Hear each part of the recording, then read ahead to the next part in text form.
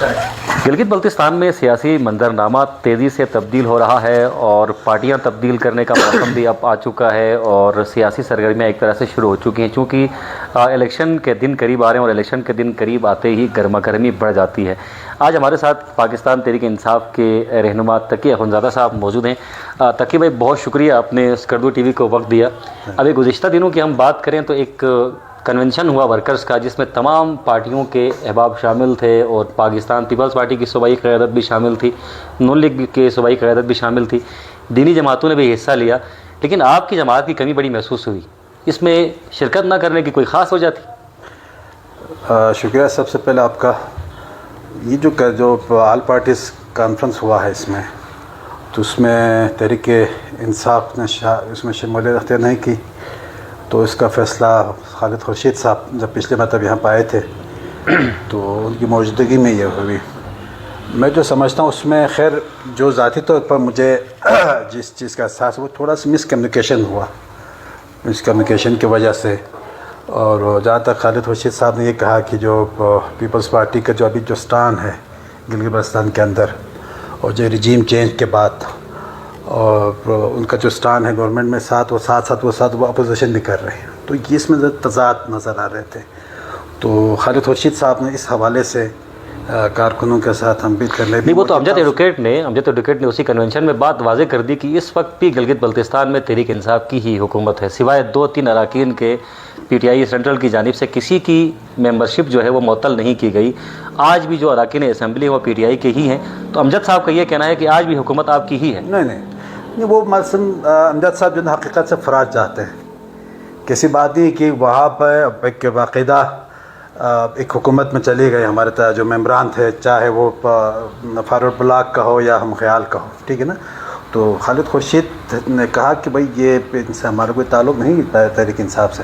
اگر امجد صاحب یہ کہے کہ بھائی حکومت پی ٹی آئی کی ہے تو فرار چاہتے ہیں، تو میرا خیال ہے اس کو فرار ہونے کا اس کا کوئی جواز نہیں بنتا۔ آپ نہیں سمجھتے گلگت بلتستان میں اس وقت بھی تحریک انصاف کی حکومت ہے؟ دیکھیں، گلبر خان صاحب بھی پی ٹی آئی کے ٹکٹ پر آ چکے ہیں، راجہ اعظم خان صاحب بھی پی ٹی آئی کے ٹکٹ پر ہیں، راجہ ناصر عبداللہ بھی پی ٹی آئی کے ٹکٹ پر ہیں نا، پی ٹی آئی کے ٹکٹ پہ آ گئے، تو پھر ان کی ممبرشپ ڈسکاؤنٹ کیوں نہیں ہو رہی سر سینٹرل کی جانب سے؟ وہ تو گلبر خان صاحب کو جتوانے کے لیے ایک بندے کو ٹیکنوکریٹ بھی دیا، وہ تو المیہ الگ ہے نا، وہ الگ داستان ہے، لیکن ان کا بھی پی ٹی آئی کی کوئی حکومت نہیں ہے۔ کس سے حکومت ہے؟ کیسے حکومت ہے پی ٹی آئی کی؟ تو پی ٹی آئی ان اراکین اسمبلی سے لاتعلقی کا اظہار کیوں نہیں کر رہے؟ نہیں، لاتعلقی دیکھیں، جب ایک چیز دیکھو، بات سنیں نا، ایک چیز باقاعدہ آپ نے لائن سے ہٹ کے چلا گیا، ڈی آپ نے چھوڑ دیا ہے، تو اس کو میرے خیال میں اس کو لاتعلقی کرنے کا تحریری تو اس کی ضرورت ہی نہیں ہے۔ ایک بندے نے ڈی ہی چھوڑ دیا، گراؤنڈ ہی چھوڑ دیا ہے، اس کو کوئی جواز ہی نہ اخلاقی نہ سیاسی جواز ہے کہ جی یہ فتح اللہ صاحب کو شوکاس نوٹس ہوتا ہے، منوا صاحب کو شوکاس نوٹس ہوتا ہے، تو راجہ ناصر عبداللہ کو، راجہ اعظم خان کو شوکاس نوٹس کیوں نہیں ہو سکتا؟ جہاں تک مجھے جو اطلاع ملی ہے، میری معلومات میں شوکاس نوٹس سب کو چلا گیا۔ اب انہوں نے جواب دیا ہے نہیں دیا ہے اس کا مجھے علم نہیں۔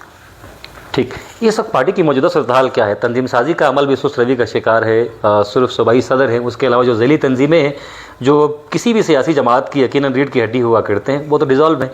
تنظیم سازی کیوں نہیں کر پا رہے؟ دیکھیں جی، تنظیم سازی اب دیکھو، مرکزی سطح پہ انٹر پارٹی الیکشن 2 دفعہ ہوا، ایک الیکشن سے پہلے ہوا، اس کو کالا دم کرا دیا گیا، اس کے بعد ابھی پھر پچھلے 2 مہینے پہلے الیکشن ہوا، اس کو بھی سپریم کورٹ الیکشن کمیشن اس کو ایکسیپٹ نہیں کر رہی۔ جب مرکزی سطح پہ جب انتخابات ہوں گے، انٹر پارٹی الیکشن ہوگا، اس کے بعد پھر یہاں پہ گلگت بلتستان میں انتخابات ہوں گے۔ اور ابھی آپ دیکھیں کہ ہمارے خالد خورشید صاحب صدر تھے تحریک انصاف کی، الیکشن کمیشن اس کو ڈسکوالیفائی کر دیا۔ ایک بحران جو پاکستان کے دیگر صوبوں میں ایک بحرانی کیفیت ہے، اسی طرح گلگت بلتستان میں بھی اس کا اثر آ ہی جاتا ہے۔ تو ابھی آپ کے پاس بڑا ریلیکس ٹائم ہے اور سیاسی معاملات بھی تقریباً ایک طرح سے ٹھہراؤ کا شکار ہیں، الیکشن بھی قریب ہے، تو ابھی آپ لوگ سوچ رہے ہیں کہ تنظیم سازی کی جائے؟ تنظیم سازی تو اب دیکھیے، یہ تو میرے فیصلے سے یا میرے سوچنے، میرے خواہش سے تو نہیں ہوگی، یہ تو سینٹرل لیول کی، مرکزی لیول کا ہے، اور الیکشن کمیشن کا ممبر ہے ہمارا شاہ ناصر صاحب، جو ہمارے سابق سینئر نائب صدر تھے، وہ الیکشن کمیشنر کے ممبر بھی ہیں۔ تو وہاں پہ مرکز میں جب انٹر پارٹی الیکشن ہوگا، جب اس کو الیکشن کمیشن ایکسیپٹ کرے گا، پھر ایک پارٹی کے اندر ایک ٹھہراؤ آئے گی، پھر وہ جو ہے نا گلگت بلتستان میں بھی الیکشن ہوگا، دیگر صوبوں میں بھی ہوگا۔ سر ذرا حلقہ نمبر 1 اسکردو کی بات کرتے ہیں۔ آپ خود بھی کینڈیڈیٹ ہیں پاکستان ہاں، تحریک بالکل، انصاف کے، میں انشاءاللہ۔ اور ماضی میں بھی جب آپ پی ٹی آئی کی حکومت تھی تو آپ گلا کرتے نظر آیا کہ کارکنوں کو نظر انداز کیا گیا۔ آپ سمجھتے ہیں کہ جو سیاسی جماعتیں ہیں وہ مشکل وقت میں کارکنوں کے ذریعے چلتی ہیں، اور جب اچھا وقت آتا ہے تو کارکنوں کو دیوار سے لگایا یہ جاتا تو ہے؟ المیہ ہے، یہ المیہ ہے۔ تو اس بار پر امید ہے کہ ایک ورکر کو ٹکٹ ملے گا حلقہ نمبر 1 میں؟ پر امید ہے، اور اس میں باقاعدہ جناب میں بھرپور اس میں قوت کے ساتھ انشاءاللہ میں میدان میں ہوں، اور اپنے سرگرمی میں جاری میں نے رکھا ہوا ہے۔ تو باقی پارٹی کا جو فیصلہ وہ تو یہ المیہ ہے، یہ تو بہت بڑی زیادتی تو ہے نا، یہ تو المیہ ہے باقی، کیونکہ پارٹیاں کارکنوں سے ہم جیسے لوگوں سے چلواتے ہیں، بعد میں جناب کہیں اور سے نمونے لوگوں کو لے آتے ہیں، تو اسی وجہ سے سیاست سے لوگوں کا اعتماد بھی ختم ہو جاتا ہے۔ ابھی پارٹیوں کی صورتحال آپ دیکھ رہے ہوں گے، پارٹیوں کی صورتحال کیا ہے، یہی وجہ ہے، ٹھیک ہے نا جی۔ اب ہمارے یہاں پہ الیکٹیبل ہم الیکٹیبل ہو تو وہ انتخابات لے کے آپ اس کو جتوانے کے لیے اس کے جو مخالفین کو بھی ایڈجسٹ کرتے ہیں، تو وہ الیکٹیبل تو نہیں ہو گیا نا۔ الیکٹیبل کی سیاست ختم ہونی چاہیے۔ نہیں، ختم ہونی چاہیے الیکٹیبل۔ دیکھو جب آپ پارٹی اس لیے بنتی ہے نا، جب آپ بندے کو اپنے لوگوں کو فیل کریں گے، وہ سیکھیں گے، پھر میں تو الیکشن لڑ چکا ہوں، میں ان سب سے میں سب سے سینئر ہوں انتخابی عمل میں۔ میں نے 99 میں الیکشن لڑا، میونسپل کمیٹی کا میں چیئرمین رہا ہوں، ٹھیک ہے نا، ان سب سے میں سینئر ہوں انتخابی عمل میں۔ ٹھیک، تو سر یہ ذرا حلقہ نمبر 1 کے مسائل کی بات کرتے ہیں۔ جس حلقے میں آپ رہتے ہیں اسے بلتستان کا دل بھی کہا جاتا ہے، سینٹرل ہے۔ کون کون سے مسائل ہیں وہ جو موجودہ حکمران ہیں، چونکہ ماضی میں بھی یہاں سے بڑے وزراء رہے ہیں، وزیر اعلیٰ بھی رہا ہے، گورنر کی یہاں پر ہے، تو جو شہر کے مسائل ہیں وہ حل ہوتے ہوئے نظر نہیں آ رہے، وجہ کیا ہے اس کے پیچھے؟ کیا کمیٹڈ نہیں ہیں لوگ ان کے ساتھ؟ اس پہ کمٹمنٹ دیکھیں، انتخابات میں ان لوگوں کا سیاست کیا ہوتا ہے، ایک جنون ہوتا ہے، ایک ذمہ داری ہوتی ہے۔ اگر میں ذمہ داری سمجھ کے میں سیاست کر لوں تو اس میں پھر مسائل کی طرف میری توجہ ہوگا۔ اگر میرا جو ہے نا انتخاب الیکشن سے آنے سے پہلے میرا پرائرٹی کچھ اور ہوتا ہے، انتخابات جیتنے کے بعد میری پرائرٹی چینج ہو جاتا ہے، تو مسائل تو آپ دیکھو، بجلی آپ کے پاس نہیں ہے، پینے کا پانی آپ کے پاس نہیں ہے، صفائی کا نظام وہ کم ہونا چاہیے، وہ بہتر ہو نہیں رہا ہے۔ مسائل تو اس کا دوش ہے، بھی آبادی بڑھتی جا رہی، لیکن وہ آبادی کے ساتھ وہ سہولتیں فراہم نہیں کی جا رہی، اس میں یہ تو ناکامی ہے۔ چاہے اس کو آپ حکومت کے نمائندوں پہ ذمہ داری ٹھہرائے، یا حکومت کے اوپر ذمہ داری ٹھہرائے، یا جو صاحب ہے، جو سرکاری جو ملازمین ہیں محکمے، ان کے اوپر ذمہ داری ٹھہرایا جائے، لیکن پھر بھی اکاؤنٹیبل کون ہے؟ منتخب نمائندہ ہے۔ تو منتخب نمائندے ڈلیور نہیں کر پا رہے ہیں۔ آپ کے سامنے اس کو کہنے کا۔ ابھی آپ نے نرسری کی بات کی، بلدیاتی انتخابات نہ کرنے کی لاجک آپ کو کیا سمجھ میں آتی؟ دیکھو جی، بلدی انتخابات گلگت بلتستان ایک اچھی طریقے سے بلدی انتخابات چل رہا تھا، 79 سے اس میں کوئی ڈسکنیکشن نہیں تھی، انتخابات چل رہا تھا۔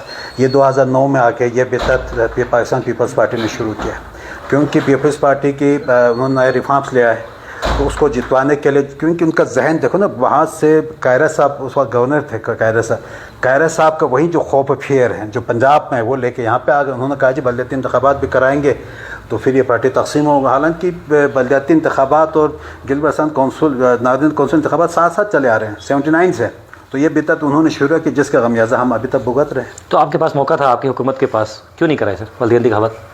خیر حکومت میں تو حکومت کے اس لیول پہ تو میں نہیں تھا کہ میں اس میں کیوں نہیں ہوا۔ ذمہ داری آپ کے پاس تھی کوآرڈینیٹر کے طور پر؟ میرے کام ایک واجبی سا ایک ذمہ داری تھی، واقعی میں حکومتی معاملات میں میری وہ مداخلت یا میری وہ پارٹیسپیشن نہیں تھی اس میں کہ میں آپ سے کہوں کہ بھائی اس وجہ سے انتخابات نہیں کرا سکے، اس وجہ سے انتخابات نہیں ہو سکے۔ ٹھیک، بہت شکریہ سر، آپ نے اسکیدو ٹی وی کا وقت دیا۔ آج ہمارے ساتھ شریک گفتگو تھے جناب تقی اخونزادہ صاحب۔ آپ اسٹوڈنٹ لیڈر بھی رہے اور ایک عرصے تک اسٹوڈنٹ پولیٹکس کا بھی حصہ رہے اور پاکستان تحریک انصاف کے اس وقت رہنما ہیں۔ انشاءاللہ کسی اور پروگرام میں آپ سے دوبارہ ملاقات ہوگی۔ محمد علی انجم کو اجازت دیجیے، اللہ حافظ ناصر۔